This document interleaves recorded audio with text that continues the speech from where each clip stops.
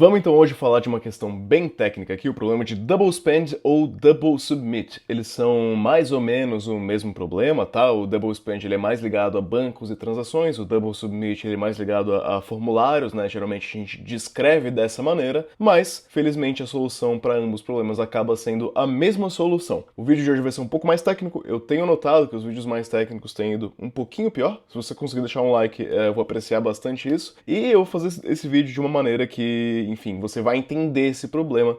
Se você quiser solucionar ele codando a própria solução, você faz. Se você quiser solucionar ele alertando para IA, você faz também, né? Existem ambas maneiras de solucionar esse problema aqui e vai dar tudo certo. Antes disso, vou te falar do patrocínio de hoje, que é a Abacus AI. Você deve estar cansado de ouvir falar da Abacus, mas enfim, funciona bem. Custa apenas $10 por mês, você vai ter acesso a todos os modelos de IA aqui, né? Você pode ver o Nano Banana Pro, Nano Banana 2, você vai ter acesso ao GPT 4.5 Pro, modelo bastante novo aqui. Cloud Opus 4.6, um dos melhores aqui para gerar código. Você pode usar tudo isso aqui. Para criar seu código, você vai ter acesso também ao Deep Agent, que faz agentes autônomos, assim. Tem várias funcionalidades parecidas com o OpenClaw. Ele pode, se você permitir, né, você pode conversar com ele via Telegram, você pode agendar tasks, você pode criar protótipos, você pode criar muita coisa. Deep Agent é bem legal, tá incluso na subscription. Assim como o Code LLM aqui, ó. Code LLM é essa IDE baseada em VS Code que tem o agente de código aqui do lado. Você consegue usar o agente de código, gerar testes unitários, gerar um monte de coisa. Pode escolher aqui o modelo que vai gerar esse código, né? Qualquer um desses aqui, ó, tá legalizado, tá permitido. Posso gerar com o Opus 4.6, só que, né, ele gasta muitos tokens. Então, Cloud Sonnet costuma ser um bom modelo para fazer esse tipo de coisa. Poderia só clicar aqui e gerar um teste unitário, ou então adicionar algumas coisas como contexto, né? Tipo, adicionar aqui o README para ele entender o que está sendo feito. E pedir uma tarefa, né? Aí você pede tarefa, ele vai fazer alterações, você pode aprovar ou negar. Enfim, tem muita coisa legal aqui no ferramental. Tudo isso por apenas $10 por mês. Tá dando R$ 52 na cotação atual. Link vai estar aqui na descrição. E vim testar as IAs da Abacus. Ferramental bem legal, bem barato, funciona bastante bem. Bom, o que é double spend? O que é double submit? Probleminha fácil de você entender, tá? Você tem aqui dentro do seu computador, isso aqui é a tela do seu PC, né? Você vai ter dentro da tela do seu PC, de repente, um formuláriozinho com diversos campos, você vai ter que preencher seu nome, seu endereço, alguma coisa aqui. Aí embaixo você vai clicar num botão, né? O botão aqui, ó, Submit. Isso aqui pode ser qualquer coisa, né? Pode ter, um formulário. Podemos imaginar que isso aqui é um formulário, ou então um link para um pagamento, de repente. O problema de double spend, double submit, ele pode ser porque tem um bug aqui, que mandou 2 requests, então fez 2 posts, tá? Post. E post pode ser, literalmente, pode ser causado por um bug, por um problema que você não viu. Às vezes até um erro de hardware do modem, do sei lá o que, do roteador. Esse tipo de coisa é raro, mas não é impossível. Pode ser também feito porque o cliente clicou no botão Submit aqui, viu esse botãozinho, clicou 2 vezes bem rápido sem querer, mandou 2 requests. Pode acontecer. Pode acontecer também porque uma pessoa maliciosa tentou abusar do seu sistema, né, e pensou, cara, se eu mandar um monte de request simultaneamente, eu consigo, sei lá, comprar muitos ingressos para um show aqui e revender eles depois. Consigo abusar de uma vulnerabilidade desse banco e gastar o meu dinheiro 2 vezes. Pode acontecer. Então, esse request aqui, em algum momento, ele vai chegar no seu servidor. Server, em algum momento, ele vai também chegar no seu banco de dados. A ação final dele, né, o request não vai chegar, mas o resultado final pode chegar no banco de dados, tá? Tipo assim, se você estiver comprando um produto, podem chegar 2 compras no seu banco de dados que vão ser armazenadas aqui, né? Ok, tá compreendido o problema. Existem algumas diferentes maneiras da gente endereçar esse problema. A solução melhor costuma ser uma combinação de várias soluções, tá? Ou de algumas soluções. Primeira coisa que você precisa garantir é que, se o usuário consegue clicar em Submit e consegue clicar em Submit de novo, o front-end tá meio zoado, né? Porque se você clica em Submit e você não tem nenhum feedback, assim, táctil, nenhum feedback visível de que algo de fato aconteceu ou está acontecendo, cara, seu front-end é meio mal feito, tá? Se ele for bem feito, quando eu clicar em Submit, eu não devo conseguir clicar de novo em meio segundo. Não faz muito sentido pra mim. Então você vai ter o quê? Um bloqueiozinho aqui, ó. Vai bloquear. Algo aqui vai desabilitar esse botão. Temporariamente, você pode desabilitar ele por alguns segundos. Você pode desabilitar enquanto o request está sendo enviado e a gente não teve uma resposta do servidor. Você pode ir para outra tela. Você pode fazer diversas coisas aqui. para bloquear pelo menos o erro da pessoa clicar 2 vezes sem querer. Pode ser que a pessoa ainda clique intencionalmente e que ela ainda envie requests maliciosos, né, sem utilizar do seu front-end. Ela pode simplesmente ver o request que sai daqui e copiar esse request, fazer um curl ali, um scriptzinho que envia várias vezes. Pode ser. Mas enfim, o seu front-end, se você quiser corrigir esse problema, ele vai ter algo mais ou menos nisso daqui, ó. Um JSzinho, que você tem o seu elemento aqui, né, o payment form, você tem uma variável isSubmitting, né, está enviando igual a false, e enquanto ela está enviando, né, enquanto isSubmitting igual a true, enquanto ela está sendo enviada, ele dá um prevent default aqui, né, ele previne o submit, ele previne o negócio de ser reenviado, tá? Algo assim, em React é mais fácil fazer isso, mas aqui também não é muito complicado, tá? Se fizer scriptzinho, funciona de qualquer maneira. É legal que o seu front-end tenha isso, mas nota, lembra que eu falei que você pode desabilitar o botão e a pessoa ainda pode fazer o request malicioso. Então isso aqui não previne de fato o problema, né? Ele ajuda a coibir usuários bem intencionados de fazer esse problema, mas você ainda... Cara, vou te falar que, obrigatoriamente, você precisa ter essa validação ou no servidor ou no banco de dados. Algum desses dois lugares. Prefiro no servidor, acho melhor. Mas nos dois, também é uma boa opção, tá? Se for para escolher só um dos dois, servidor. Se for para escolher os dois, servidor e banco de dados, claramente. Uma das soluções, você desabilitou aqui o botãozinho, né? Você tá pensando que o seu usuário ele não é um usuário malicioso, ele é um usuário legal, um usuário bacana. Você pode ter a seguinte solução, que ao enviar, ao fazer um subscribe numa lista de e-mails, você vai ser redirecionado para o URL thank you. Você vai ter um 303, um redirect para outra URL. Desse modo, depois do post, você recebe um redirect. E usuários bem intencionados que clicam no seu botão submit, dificilmente eles vão conseguir dar submit 2 vezes com isso daqui, tá? Com front-end que bloqueia e um servidor que manda um redirect. É difícil. Tipo, se tiver algum bug, você ainda consegue, mas dentro do Happy Path, eu não acho que é possível você ter um erro nisso daqui, tá? Então, isso daqui coibiria a maioria dos casos, né? Se retornar um redirect aqui. E até pode ser bom em alguns casos, porque, tipo assim, quando você envia um formulário de... Quando você entra numa lista de e-mails, você já deve ter tido essa experiência na vida real, né? Você manda o seu e-mail para uma lista de e-mails, você geralmente é redirecionado para uma página de obrigado. Então tá tudo certo. Em alguns casos, isso faz sentido. Esse redirect, né, viria antes do segundo post e a gente não faria o segundo post porque eu não tô mais nessa página aqui, né? Pode fazer sentido esse redirect, é uma das soluções. Simples, fácil, é um padrão web. Agora, previne o usuário malicioso? Não previne o usuário malicioso. Então a gente vai para uma das soluções mais de verdade, assim, tá? Primeira das soluções mais de verdade é que o seu servidor, ele vai buscar por uma chave de idempotência, idempotency key, uma chave de idempotência. Dependendo do escopo em que você está implementando essa solução, pode existir o caso em que o front-end vai enviar essa chave. Então o front-end vai colocar no header, por exemplo, um X idempotency key, e esse X idempotency key é um UUID. Como você tá careca de me ouvir falar disso, você deve estar pensando, cara, se o front-end vai enviar, significa necessariamente que o atacante conseguiria burlar essa chave de idempotência. E fato, se o front-end enviar uma chave de idempotência, o atacante consegue simplesmente copiar o request e mandar uma chave de idempotência diferente. Então, não necessariamente soluciona o problema sempre. Pode ser uma solução razoável, mas pode ser mais interessante você gerar essa chave de idempotência dentro do seu servidor baseado em propriedades que foram submetidas. Então, vou imaginar o seguinte. Seu formulário você enviou aqui com o nome, né? Então, eu enviei aqui com o nome, tiro meu formulário nome. Augusto Galego. Eu tiro meu formulário... que mais?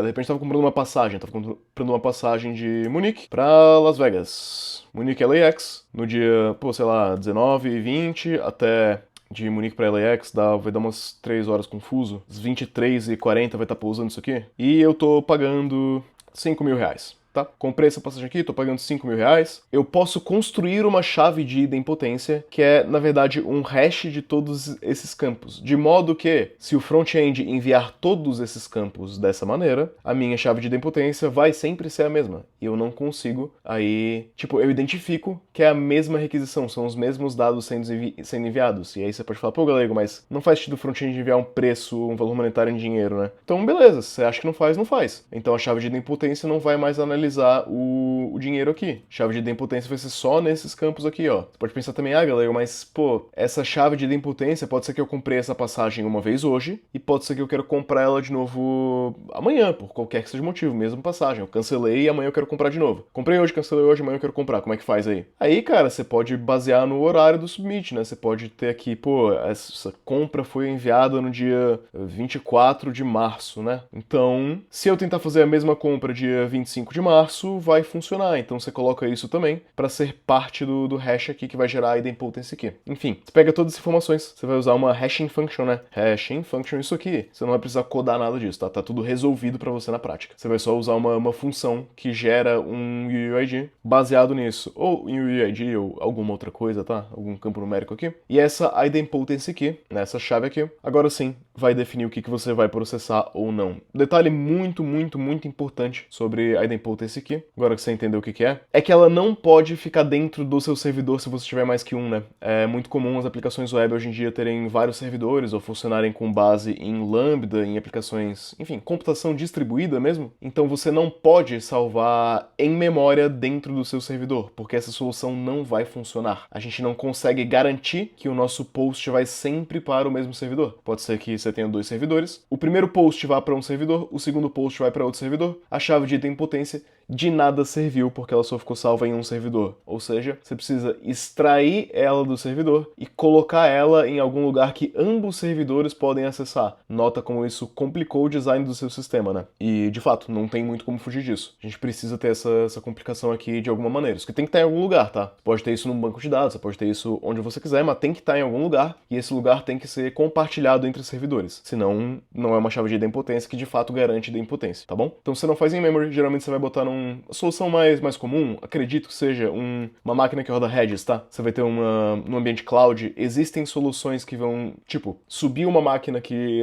roda ali um Redis pra você, e aí você roda o Redis nessa máquina e ambos servidores acessam esse Redis, tá? Funciona quase como uma memória compartilhada aqui. Pra mim, essa aqui é a solução de verdade, tá? A solução mais durável, a solução mais escalável, é uma das melhores, tá? Se você quiser identificar requisições duplicadas para bloquear elas, uma chave de idempotência no servidor é algo excelente a se pensar. Qual que são os problemas aqui, né, as dificuldades com chave de idempotência? Eu acabei de te falar um deles, que aumenta a sua complexidade porque você precisa armazenar em memória que vai ser compartilhada aqui entre os servidores, né? Se tiver só uma máquina, não. Se tiver só uma máquina, não tem tanto problema. Você precisa de uma estratégia de, tipo assim, o que define que um request é duplicado, né? Porque se eu te mandar um Pix de R$5 agora e um Pix de R$5 daqui 1 segundo, é um request duplicado, né? O meu banco não vai aprovar isso. Se eu te mandar um de R$5 hoje e um de R$5 amanhã, o banco aprova, eu acho. Acho que aprova sem problema nenhum, não vai ser duplicado. Se eu mandar agora e daqui 5 minutos, aprova, não aprova? Quais são os campos que eu vou utilizar para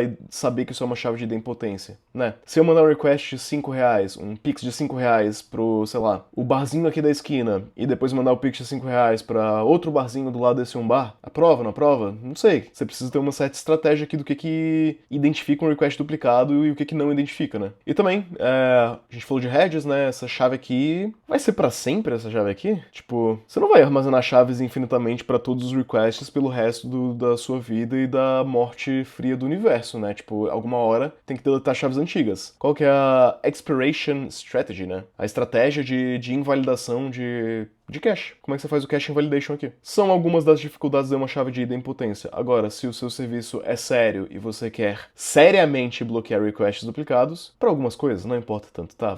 Convenhamos aqui. Tipo assim, eu dei o exemplo de lista de e-mails, né? Convenhamos aqui que numa lista de e-mail, muito sinceramente, você vai ter aqui que não vai poder ter e-mails duplicados, não faz nem sentido, né? Então você vai ter um unique constraint, que vai se parecer, honestamente, algo assim, tá? O seu e-mail aqui, ele é um texto not null que é único. E mesmo que o seu servidor bloqueie ambos os requests e tente criar ambas entidades no banco de dados, o seu banco de dados vai bloquear.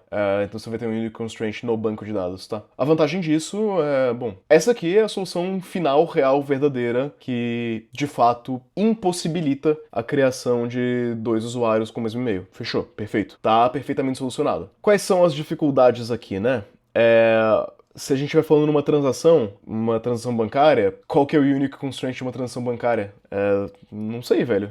É uma chave de idempotência, geralmente. Então, você vai provavelmente armazenar a chave de idempotência, né, no banco de dados. Pode ser. Você pode armazenar a chave de idempotência no banco de dados. Você vai construir um ledger e as transações no seu ledger vão ter uma chave de idempotência. Legal. Mas aí a gente tá na mesma solução que fazer a chave no servidor, né? Então, assim, essas três estratégias funcionam meio que em paralelo, meio que para problemas diferentes às vezes, tá? Essa do Unique Constraint, ela é excepcional, mas ela infelizmente só funciona quando a gente tem uma característica única mesmo, tá? Pode ser difícil você identificar o que é uma característica única, o que é um constraint único de um request. Às vezes não tem. Às vezes o único é a combinação de vários campos. A prática aqui, a boa prática que eu diria pra fazer, vamos rodar aqui uns exemplos, né? Imagina que eu estou comprando uma passagem de avião e enviando ali meus dadinhos na passagem, né? Eu tô preenchendo ali os dados do passageiro, cliquei em Submit. O que eu, Augusto, espero que aconteça? Cara, para enviar os meus dados para uma passagem de avião, redirect é importante. Diria que o mais importante de todos, né? Porque eu tô falando de enviar os dados. A compra é geralmente uma etapa separada, é a última etapa. Acho que só o redirect bastaria, tá? Honestamente. Claro, lá dentro você vai ter muita coisa. Você vai ter coisa de segurança, coisa para prevenir scalping, para prevenir sei lá o quê. Dentro da companhia aérea vai ter alguma coisa a mais. Mas redirect tá legal. Enviar um e-mail para uma lista de e-mails. Um redirect também, mas como eu não quero cadastrar duplicado, né? Eu acho que o redirect e o unique constraint. Interessante esses dois. Teria uma chave de idempotência para no servidor? Não acho tão importante.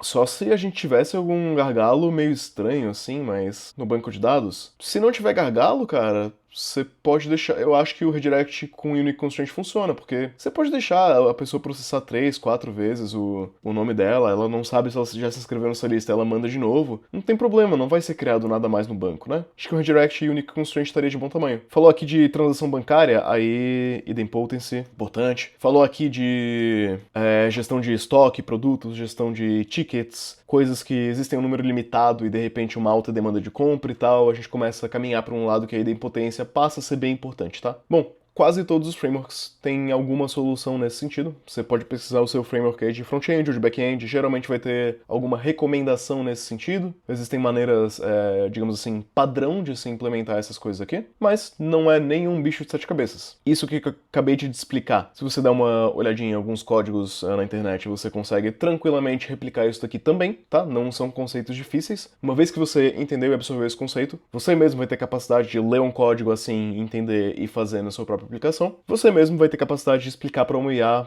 para ela fazer esse código e você revisar o que a IA fez e ver se faz sentido ou não, né? Acho que o importante aqui é o entendimento desse conceito e o entendimento dessas soluções, principalmente se algum dia você esbarrar nesse problema. E, sinceramente, cara, a primeira vez que eu vi esse problema na vida, eu era bem júnior, e foi a primeira empresa que eu fiz um negócio, tipo, meio mais transacional, assim, que mantinha estoque de umas coisas e tal. E eu lembro que o sênior na época que trabalhava mais próximo comigo, rapidamente me alertou disso, né? Ele falou, cara, você fez tudo certinho, só que como a gente tá gerindo um estoque, a gente precisa prevenir que os requests venham duplicados. Então você precisa colocar isso aí também no serviço. E foi a primeira vez que eu vi isso, e foi bem impactante, que ao longo da minha carreira inteira eu sempre tô atento a esse problema, tá? Ele é muito comum mesmo. Se você gostou dessa explicação e quiser aprender mais coisas comigo, na descrição aqui a gente vai ter um link para todos os cursos aqui do canal, tá? A gente tem cursos de estrutura de dados e algoritmos, cursos de roadmap pro seu próximo emprego, tá saindo um system design bem legal, tem bastante coisa aqui que eu posso te ensinar. Todo e qualquer um aqui vai ter uma garantia de pelo menos um mês que você pode assistir ali as aulas e